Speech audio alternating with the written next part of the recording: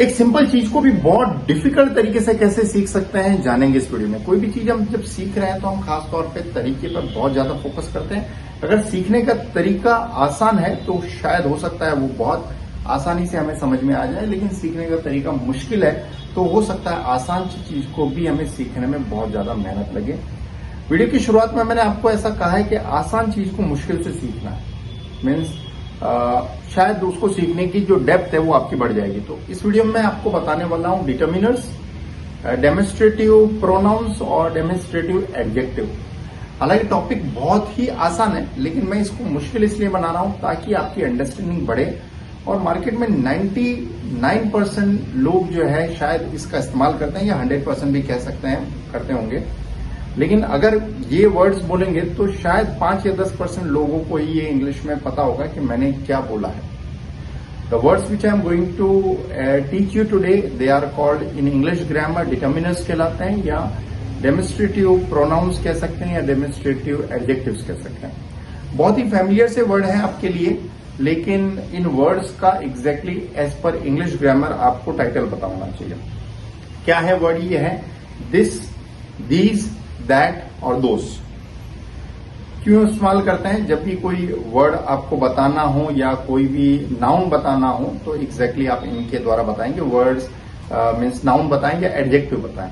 तो टोटल में 5+5 आपको 10 एग्जांपल्स दूंगा, और लास्ट में 10 आपको प्रैक्टिस के लिए, आपकी अंडरस्टैंडिंग कितनी बड़ी है उसके लिए मैं आपको 10 ऑप्शंस भी दूंगा ताकि आप एग्जैक्टली समझ पाएं। तो फिर से मैं बता देता हूं, हम सीख रहे हैं डिटर्मिनर्स, डेमोन्स्ट्रेटिव प्रोनाउंस और डेमोन्स्ट्रेटिव एडजेक्टिव। तो पहले हम देख लेते हैं खास तौर पे 10 एग्जांपल। दिस हमेशा यूज किया जाता है सिंगुलर के लिए, जो चीज पास है, और दैट यूज किया जाता है जो भी चीज आपसे दूर है, सिंगुलर के लिए।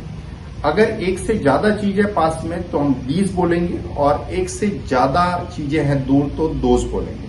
तो एग्जाम्पल से समझ जाते हैं। फॉर एन एग्जाम्पल, जैसे मेरे पास ये पेन है, पास में है इसलिए मैंने बोला दिस इज अ पेन, और साथ में अगर बहुत सारे पेन आ जाते हैं तो मैं बोलूंगा दीज आर पेन्स।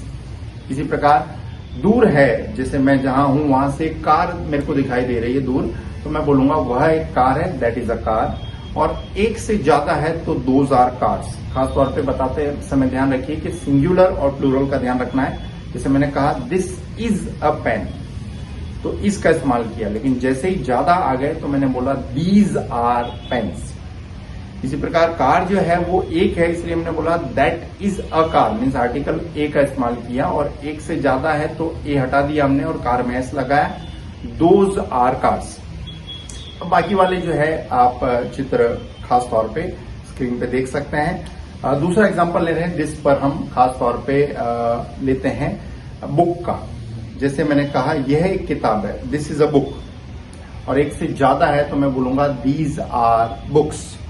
पास में है इसलिए प्लूरल के लिए, और लेकिन हम दूर के लिए बोल रहे हैं, जहां मैं खड़ा हूं वहां से एक पेड़ मुझे दिखाई दे रहा है, तो मैंने कहा दैट इज अ ट्री, दूर है इसलिए। लेकिन एक से ज्यादा है तो मैं बोलूंगा दोज आर ट्रीज, बहुवचन के लिए।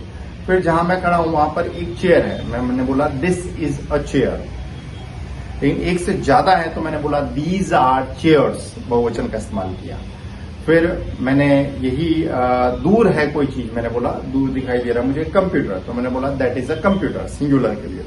लेकिन दूर वही ज्यादा कंप्यूटर है तो मैं बोलूंगा दोज आर कंप्यूटर्स। पास में मेरे एक बैग है तो मैंने बोला दिस इज अ बैग, एक है। एक से ज्यादा है तो मैं बोलूंगा दीज आर बैग्स। फिर दूर में मुझे एक टेबल दिखाई दे रही है तो मैंने बोला दैट इज अ टेबल। लेकिन एक से ज्यादा है तो मैं बोलूंगा those are tables. Last example, मेरे पास एक लड़का खड़ा है तो मैंने बोला दिस इज अ बॉय। एक से ज्यादा है तो मैंने बोला दीज आर बॉयज। फिर दूर में कोई किसी को देखा मैंने, दैट इज अ गर्ल, दूर है इसलिए। और बहुत सारी लड़कियां हैं तो मैं बोलूंगा दोज आर गर्ल्स। तो पूरे जो एग्जाम्पल्स हैं आप खुद की बुक में लिखने के बाद इस चीज को सॉल्व करेंगे। टोटल 10 आपको सेंटेंस स्क्रीन पर दिखाई दे रहे हैं। इन सेंटेंसेस को आप खुद से ट्राई कीजिए, क्योंकि रेडीमेड चीजों को हम लिखते हैं तो इतना ज्यादा हमारी अंडरस्टैंडिंग नहीं बढ़ती है। लेकिन अगर खुद से सॉल्व करेंगे तो आपको पता चलेगा कि हाँ, ये टॉपिक मैं अच्छे से समझ चुका हूं।